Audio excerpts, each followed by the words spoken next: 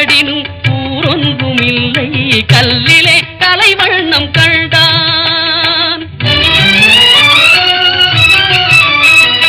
பெண்ணொன்று ஆணொன்று செய்தான், அவர் பேச்சையும் மூச்சையும் பார்வையில் வைத்தான்.